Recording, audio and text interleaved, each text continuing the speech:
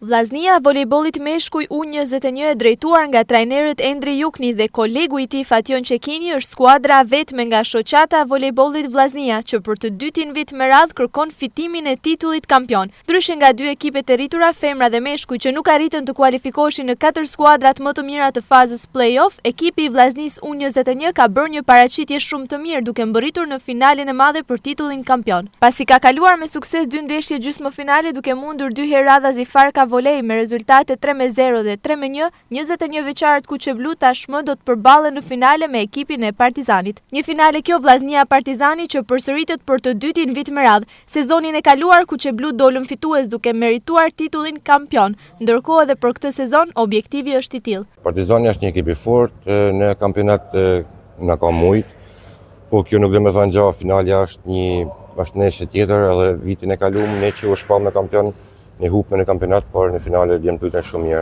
dhe arritën. I basha thirrje shumë edhe tifozëve të na mbështesin, se dhe vitet e kaluar një armë jona fort ka kanë tifozat kanë.